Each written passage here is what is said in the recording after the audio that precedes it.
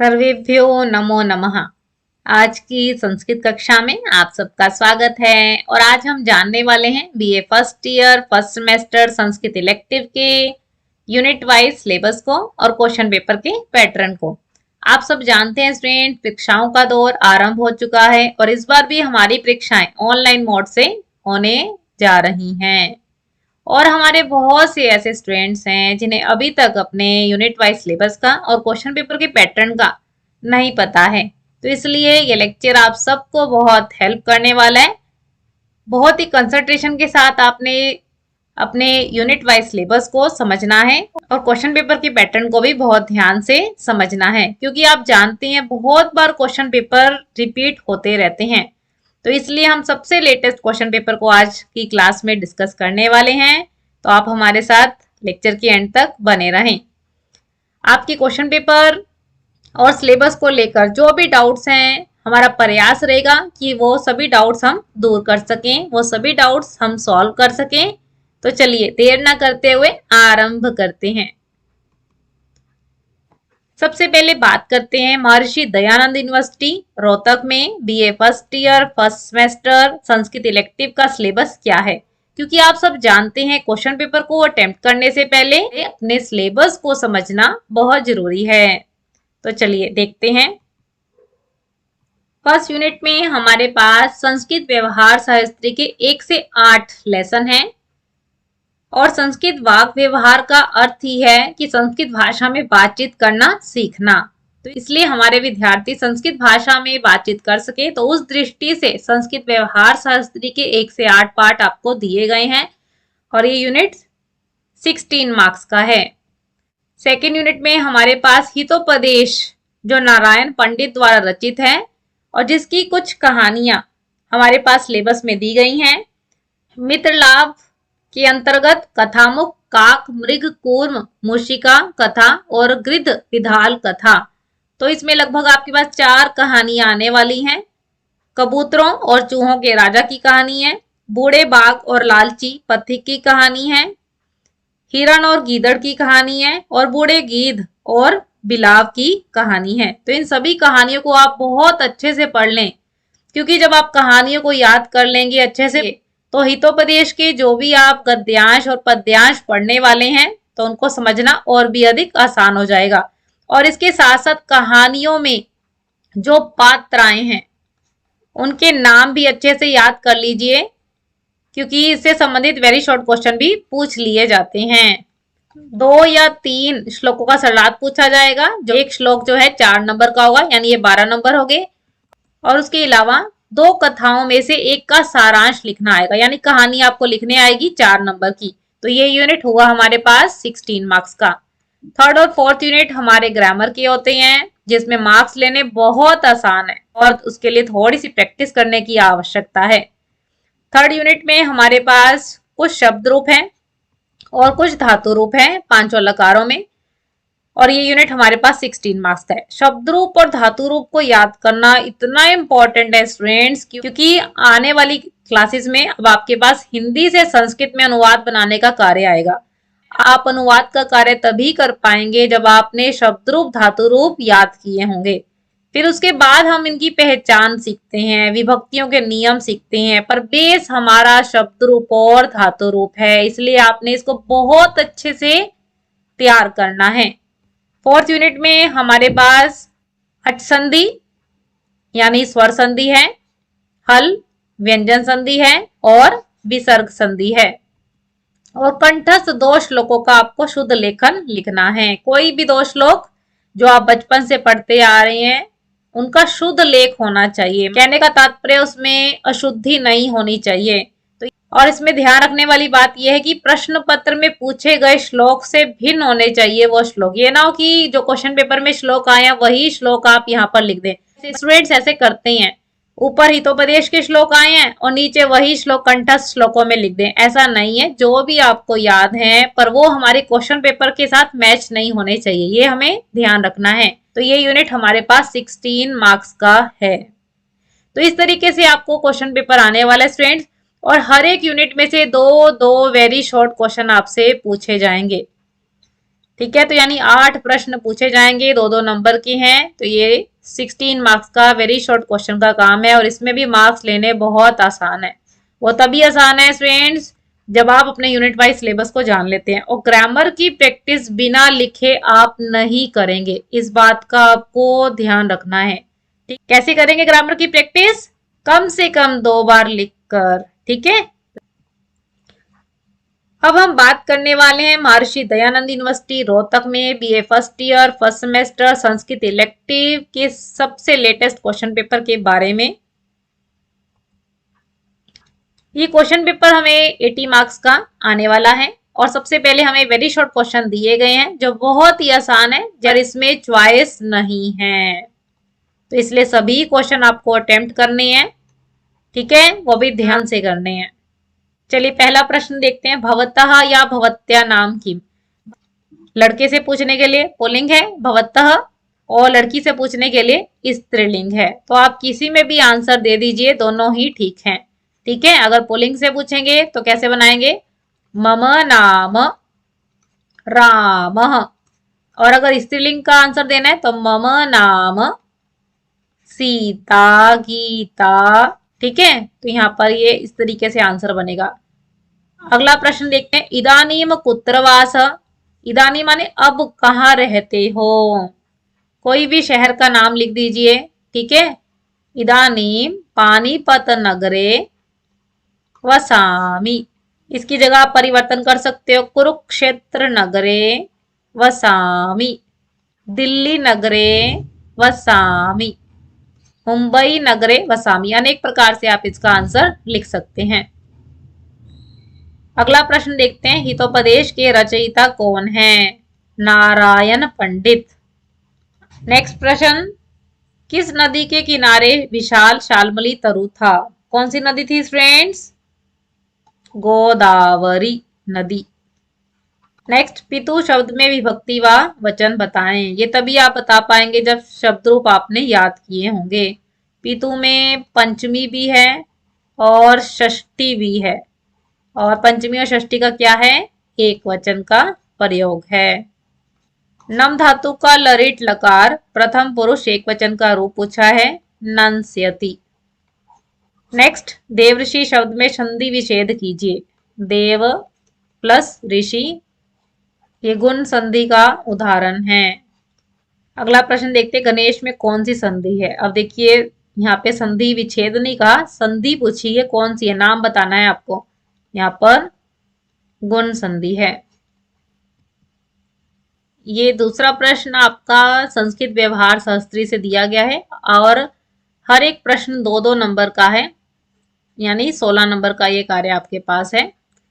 और इसमें 12 प्रश्न दिए गए हैं और आपको 8 अटेम्प्ट करनी है, तो यानी चॉइस है, जो सरल लगे आप वो अटेम्प्ट कर सकते हैं। चलिए पहला प्रश्न देखते हैं। भवान भवती किम उद्योगम करोति। भवान पुल्लिंग के लिए प्रयोग किया जाता है, भवती स्त्रीलिंग के लिए प्रयोग किया जाता है। उद्योगम माने क्या काम करते हो? अहम अध्यापकः अस्मि।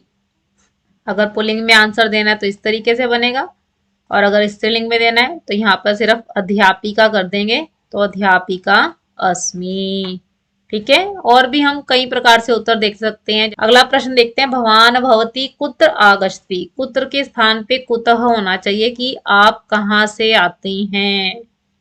और इन प्रश्नों के उत्तर फ्रेंड्स आपको संस्कृत व्यवहार शास्त्री के अनुसार जो पाठ दिए गए हैं उनसे ही रिलेटेड देने हैं। थोड़ा बहुत परिवर्तन कर सकते हैं, पर प्रयास कीजिए कि जो पाठ दिए गए हैं उनके अनुसार ही आप इनका उत्तर लिखें। अहम विद्यालयत आगच्छामि। ये तो आपकी पुस्तक के अनुसार है, और अगर आप चेंज करना चाहें तो यहाँ पे परिवर्तन कर सकते हैं। देवालयत मंदिर से आता हूँ। घर से आता हूँ गृहत। कार्यालय से आता हूँ कार्यालयत आगच्छामि। ठीक है, चलिए अगला प्रश्न है। भवान भवती कुतः गच्छति। यहाँ पे कुत्र आना चाहिए कि कहाँ जाते हो। अहम विद्यालयम गच्छामि। अहम देवालयम गच्छामि। अहम गृहम गच्छामि। एक प्रकार से आप आंसर बना सकते हैं। चलिए अगला प्रश्न देखते हैं। किम अत्र आगमनम, क्या आपका आना है? हाँ या ना में आंसर दे सकते हो। आम अत्र आगमनम ऐसे लिखोगे। अगर नहीं में देना है तो न इदानीम तु न आगमनम, अभी तो मेरा आना नहीं है, ऐसे भी आप बना सकते हैं।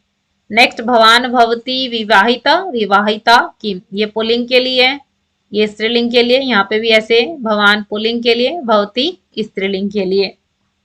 आंसर हाँ या ना में यहाँ पे दे सकते हैं, पर जो आपकी बुक के अनुसार है वो है नैव, नहीं। इदानीम अपि एकाकी, अभी अकेला हूं, अभी विवाह नहीं हुआ है। नेक्स्ट, भवत कति सहोदरा, सहोदर कहते हैं भाई बहन कितने हैं। वयम आहत्य अष्टजना, मुझे मिलाकर 8 लोग हैं। नेक्स्ट, वित्तकोशः कियत् दूरे अस्ति, वित्तकोशः क्रोशम अस्ति, कोस भर की दूरी पर है। कदा आगतवान, कब आए। अहम अद्य प्रातः आगतवान, मैं आज सुबह आया हूँ। नेक्स्ट, अयम मार्गः कुत्र गच्छति, अयम मार्गः इंद्रप्रस्थम प्रति गच्छति, इंद्रप्रस्थ के मार्ग की ओर जाता है। नेक्स्ट, कथम आसीत प्रवासः, आपका प्रवास कैसा रहा। प्रवास का अर्थ है यात्रा। प्रवासः शोभन आसीत, यात्रा अच्छी थी।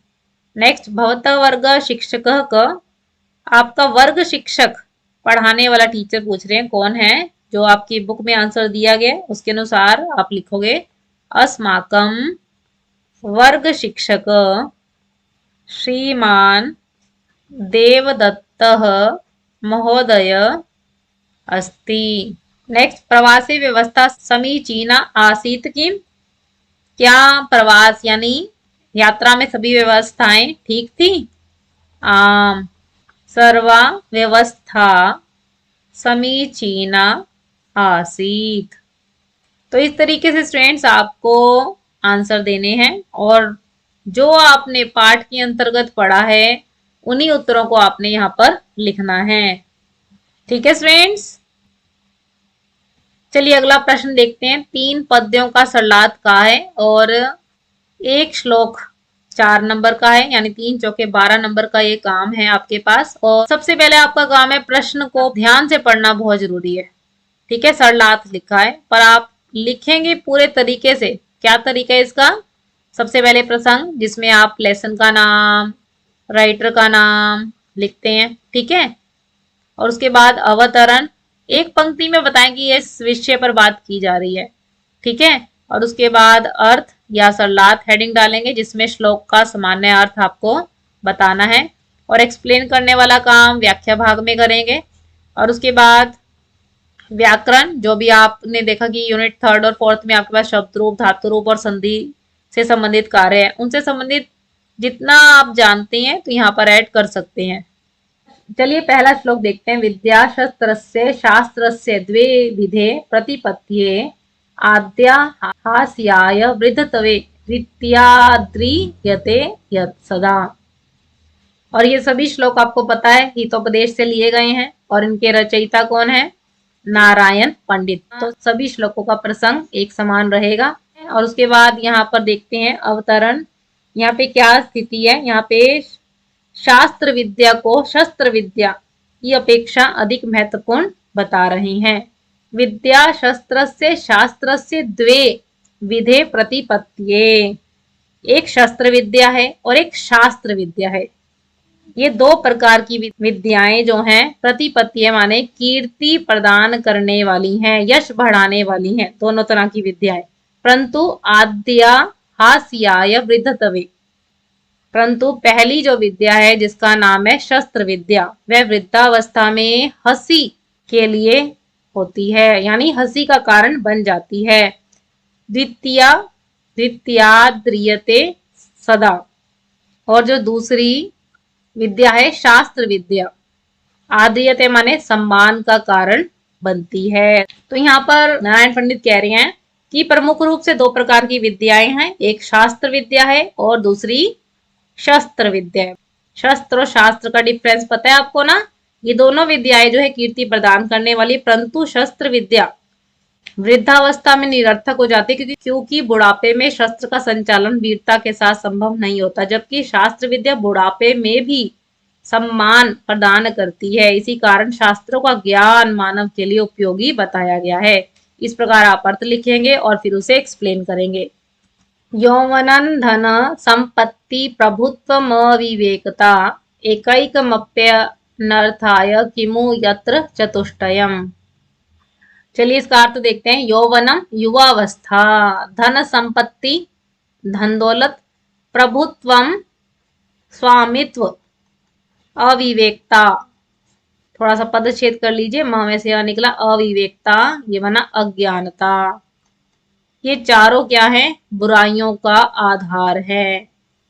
एकैकम अपि अनर्थाय, एक एकम अपि अनर्थाय, इनमें से एक एक भी विनाश के लिए पर्याप्त है। किमु यत्र चतुष्टयम, जिसमें ये चारों हैं उस विषय में क्या कहा जा सकता है? तो यहाँ पर नारायण पंडित बता रहे हैं, पहला युवावस्था, दूसरा हो गया धन दौलत का होना, तीसरा हो गया कोई ऊंचे अधिकार की प्राप्ति हो जाना, चौथा हो गया अज्ञानता। कहते इनमें से अगर एक भी है, एक भी अवगुण है तो उस व्यक्ति की दुर्दशा हो जाती है। जब अगर ये चारों अवगुण हो तो फिर तो कहना ही क्या। इसलिए राजा सुदर्शन सोचता है कि मेरे पुत्रों में तो ये चारों ही विनाशकारी विशेषताएं हैं, अतः उनका भविष्य क्या है? अंधकारमय है। इस प्रकार आप अर्थ लिख के एक्सप्लेन करेंगे। चलिए नेक्स्ट देखते हैं। को धन्य बहुबी पुत्रई कुशूला पूर्णाढ़कये वरमेक कुलालंबी यत्र विश्रूयते पिता। यहाँ पे राजा सुदर्शन अपने मूर्ख पुत्रों के विषय में व्याकुल होकर कह रहे हैं कि को धन्य बहुबी पुत्रई कुशूला पूर्णाढ़कई। कुशूल कहते हैं भूसे को, कि भूसे से अपूर्ण माने पूरी तरह भरे हुए, आढ़कई आढ़क नामक पात्रों के समान, बहुबी अनेक पुत्रों से। को धन्य कौन सौभाग्यशाली हो सकता है? अर्थात कोई नहीं। वरम एक कुलालंबी, कुल माने वंश, अलंबी माने कुल को सहारा देने वाला। वरम एक ही पुत्र अच्छा है। यत्र विश्रूयते पिता, जिसके कारण पिता विश्रूयते प्रसिद्ध हो जाता है। सबसे पहले आढ़क क्या है ये जान लीजिए। जिसमें धान रखी जाती है, धान को रखने का एक पात्र है, बर्तन है, ठीक है। और भूसे से भरे पात्र की तुलना यहाँ पे मूर्ख पुत्र से की गई है, कि जिस प्रकार आढ़क नाम का पात्र है, यदि भूसे से भर जाए तो उसका अस्तित्व क्या है? व्यर्थ है। उसी प्रकार यदि किसी की अनेक पुत्र हों और वे मूर्ख हों तो वह कभी भी सौभाग्यशाली नहीं हो सकता है, बल्कि एक ही पुत्र है और एक ही गुणवान पुत्र वंश को सहारा देकर सबका कल्याण करने वाला होता है और वह अपने पिता को भी प्रसिद्ध कर देता है। अतः अनेक पुत्रों से एक गुणवान पुत्र अच्छा है। तो इस प्रकार आप अर्थ लिखेंगे और फिर इसे एक्सप्लेन करेंगे। चलिए अगला श्लोक देखते हैं। गतानुगतिको लोकः कुट्टनीमुपदेशिनीं प्रमाणयति नो धर्मे तथा घो घन्नपि द्विजम। यहाँ पर बाघ और ब्राह्मण की कथा है और उसके अंतर्गत यहाँ बता रहे हैं कि बाघ ब्राह्मण को सोने के कंगन का लालच देकर उसे फंसाना चाहता है और धर्म का उपदेश सुनाते हुए कहता है कि लोक माने संसार, गतानुगति को, गत माने जो बीत चुका है, पूर्व परंपरा का ही अनुसरण करने वाला होता है। गो घन अपि द्विजम, गाय को मारने वाला, द्विजम माने ब्राह्मण, तो प्रमाणयति नो धर्म यथा, ब्राह्मण को जितना धर्म में प्रमाणिक मानता है। कुट्टिनीम उपदेशिनीम, उतना उपदेश देने वाली, उल्टा नारी को धर्म में प्रमाण नहीं मानता है।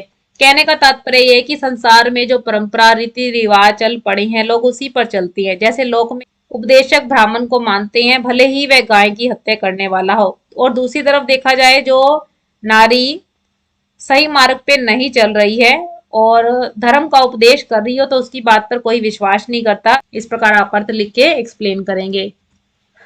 माता पित्रम पिता चेति स्वभावात् तृतीयं हितं कार्य कारणतश्चान्य भवन्ति हित बुद्धय। यहाँ पे नारायण पंडित कथा के माध्यम से बता रहे हैं कि माता पित्र और पुता चेती स्वभावात् तृतीयं हितम, ये तीनों ही स्वभाव से हित करने वाले होते हैं।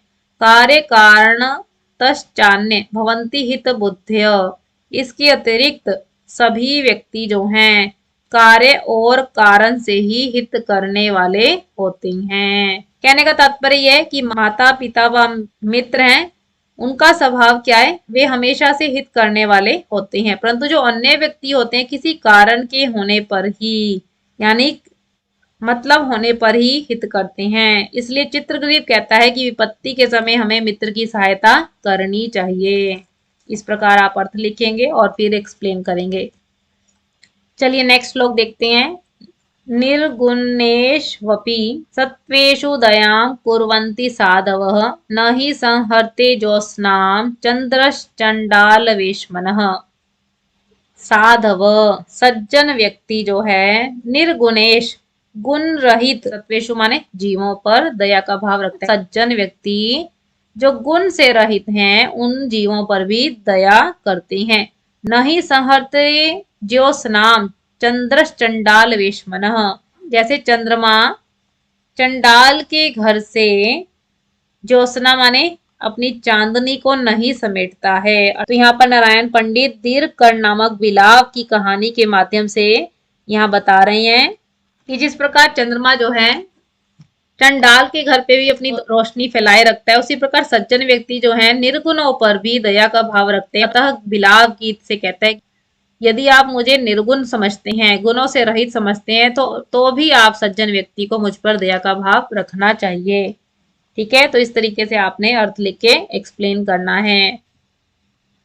चलिए अगला प्रश्न देखते हैं। हितोपदेश में पठित एक कथा का सार लिखना है। कोई भी एक कहानी आप लिख सकते हैं और वो 4 नंबर की है। यहाँ पे इन्होंने टाइटल भी नहीं दिया है, फुल चॉइस दे दी आपके पास कि कोई भी कहानी हितोपदेश के अंतर्गत जो आपने पढ़ी है वो आप लिख दीजिए। ठीक है, नेक्स्ट है 2 शब्दों के संपूर्ण रूप लिखने हैं, यानी 2 शब्द रूप कंप्लीट लिखेंगे और एक शब्द रूप लिखने पर 4 नंबर मिलेंगे, यानी ये 8 नंबर का कार्य है। कौन कौन से शब्द रूप आए हैं? कवि, लता, नदी और मातृ। लता और नदी स्टूडेंट्स लगभग समान चलते हैं, पर उसके लिए पहले आपको तत् का स्त्रीलिंग याद करना होगा। अगर आप तत् शब्द रूप का स्त्रीलिंग अच्छे से याद कर लेते हैं तो फिर आपके लिए लता शब्द रूप तैयार करना, नदी शब्द रूप तैयार करना बहुत आसान है।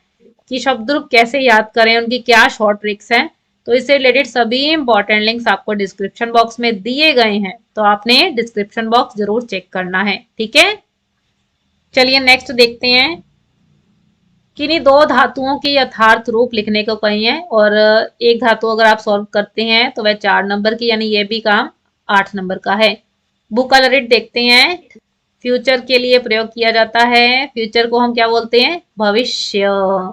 तो इसी तरीके से बनाएंगे भविष्यति। इसके चलने का तरीका स्टूडेंट्स बिल्कुल वैसे है जैसे आपने लट लकार किया था, पठती पठता पठंती, भू का बनेगा भवती भवता भवंती, तो उसी पैटर्न से आपको चलाना है, बस ये श आ जाता है इसमें। भविष्यति, भविष्यत, भविष्यंती, भविष्यसि, यहाँ सी हो जाएगा, यहाँ पे भविष्यथ, भविष्यत, भविष्यामि, भविष्यावह और भविष्यामः। इस तरीके से आपने ये लिखना है। नेक्स्ट है गम का लंगलकार, और लंगलकार का प्रयोग कहाँ होता है स्टूडेंट्स? साथ साथ रिप्लाई भी करें भूतकाल को बताने के लिए। और ये कैसे चलता है? अगच्छत, अगच्छताम, अगच्छन, अगच्छः, अगच्छतम, अगच्छत, अगच्छम, अगच्छाव, अगच्छाम। ठीक है, चलिए नेक्स्ट हन का लोट लकार आया है, और लोट लकार का प्रयोग हम कहाँ करते हैं? ऑर्डर, आदेश, लेना देना, आज्ञा अर्थ में प्रयोग करते हैं। हंतु, हताम, घनंतु, ये ह नहीं है, घ है, ठीक है। जही, हतम, हत, हनानी, हनाव, हनाम। चलिए नेक्स्ट, चिंत का विधिलिंग लकार। पट का कैसे चलता है पहले ये बताओ, विधिलिंग लकार। उसी तरीके से आपको चिंत का चलाना है, ये बनता है पठेत। और चिंत का कैसे चलेगा, चिंतयेत।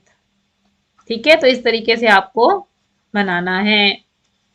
और स्टूडेंट्स प्रयास कीजिए कि जितना भी व्याकरण संबंधित कार्य आया है, भले ही उसमें चॉइस है, आप चॉइस के अलावा एक्स्ट्रा भी करके आए, क्योंकि कई बार हलंत विसर्ग की गलती रह जाती है तो वहां पे मार्क्स कट जाते हैं।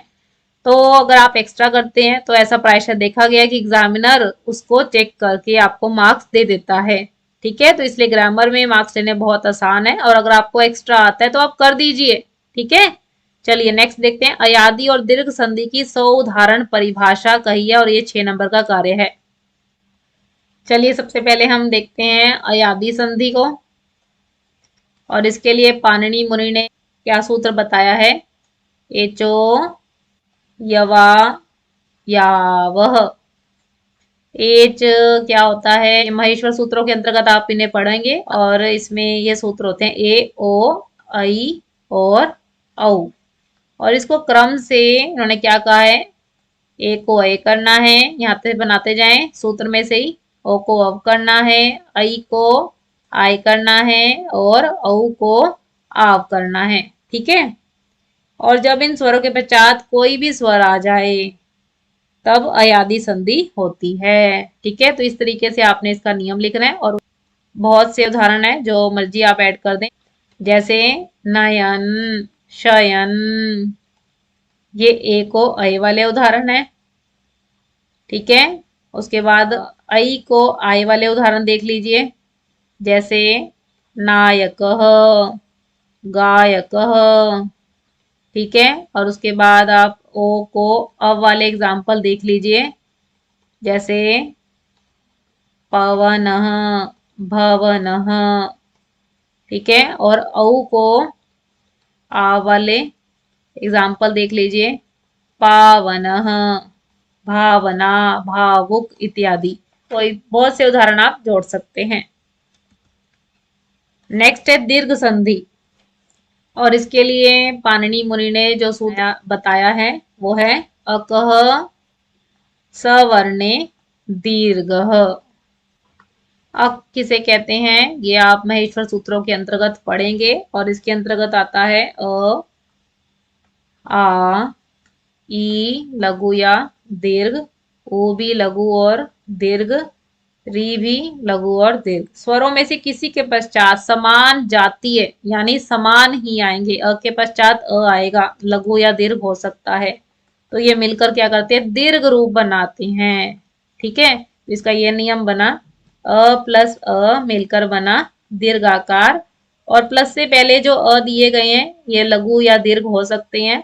ये पहला नियम हो गया। दूसरा, ई प्लस ई मिलकर बनती है दीर्घिकार। तीसरा बना उ प्लस उ मिलकर बना दीर्घकार। चौथा बना री प्लस री मिलकर बना दीर्घ रिकार। ठीक है, तो ये आपका नियम हो गया। अब उदाहरण देख लेते हैं। अ वाले उदाहरण देखिए, जैसे देवानंद, विवेकानंद, विद्यालय, शशांक, मृगांक इत्यादि। अब ई वाले उदाहरण देख लीजिए, प्रतीक्षा, परीक्षा, अभीष्ट, अभीप्सितम। उ वाले उदाहरण देख लीजिए, लघुर्मी, सूक्ति, और री वाले उदाहरण भी देख लीजिए, पितृन्नम, मातृन्नम। ठीक है, तो इस तरीके से आपने इसकी परिभाषा लिखकर उदाहरणों के साथ सिद्ध करना है। चलिए आखिरी प्रश्न देखते हैं। 5 में संधि विच्छेद का है, और अगर आप एक शुद्ध लिखते हैं तो 2 नंबर का है। मार्क्स लेने कितने आसान है, 10 नंबर का कार्य है ये। विद्यार्थी, चलिए बनाते हैं। विद्या प्लस अर्थी, विद्या को चाहने वाला, ये है दीर्घ संधि। संधि का नाम नहीं पूछा गया तो बताने की भी आवश्यकता नहीं है, सिर्फ आपको समझाने के लिए कि कौन सा संधि का कार्य है इसमें। रमेश, रमा प्लस ईश, गुण संधि है। तथैव, तथा प्लस एव, वृद्धि संधि है। देवर्षि, देव प्लस ऋषि, गुण संधि है। पावकः, पौ प्लस अकः, अयादि संधि है। दैवैश्वर्यम, देव प्लस ऐश्वर्यम, यहाँ पे वृद्धि संधि का प्रयोग है। युगेपि, ये अवग्रह का चिन्ह है तो यानी पूर्व रूप संधि है, और इसको अवग्रह का चिन्ह को हम क्या बनाते हैं, अ बनाते हैं। युगे प्लस अपि। उल्टा, ये दीर्घ संधि का अपवाद है, नियम तो है यहाँ पर परंतु फिर भी नहीं नियम सिद्ध हो रहा। कुल प्लस टा ही बनेगा, ठीक है। तो इस तरीके से ये आपने संधि कार्य करना है। तो इससे रिलेटेड सभी इंपॉर्टेंट लिंक्स आपको डिस्क्रिप्शन बॉक्स में दिए जाएंगे, तो आपने डिस्क्रिप्शन बॉक्स जरूर चेक करना है, ठीक है फ्रेंड्स। आज की कक्षा में हमने अपने सिलेबस को और क्वेश्चन पेपर को बहुत डिटेल के साथ जाना, और इन सिलेबस और क्वेश्चन पेपर से रिलेटेड आपका कोई भी डाउट है तो आप कमेंट बॉक्स में ले सकते हैं। आपकी कोई सजेशन है तो वह भी आप कमेंट बॉक्स में बता सकते हैं। आपको लेक्चर कैसा लगा यह भी आप कमेंट बॉक्स में जरूर बताएं। अगर आपको लेक्चर अच्छा लगा तो आप इसे लाइक कीजिए, ज्यादा से ज्यादा फ्रेंड्स के साथ शेयर कीजिए, क्योंकि बहुत से स्टूडेंट्स ऐसे हैं जिन्हें अपने सिलेबस के बारे में नहीं पता है। और जब आप सिलेबस को यूनिट वाइज समझ लेते हैं तो क्वेश्चन पेपर को अटेम्प्ट करना बहुत आसान हो जाता है। तो इसलिए अपने फ्रेंड्स के साथ इस लेक्चर को जरूर शेयर करें। और अगर आप चैनल पे नए आए हैं, संस्कृत सीखना चाहते हैं, संस्कृत की नई अपडेट के साथ जुड़ा रहना चाहते हैं, सिलेबस कवर करना चाहते हैं, तो चैनल को सब्सक्राइब भी कीजिए ताकि आने वाली नई नोटिफिकेशन सबसे पहले आपको मिले।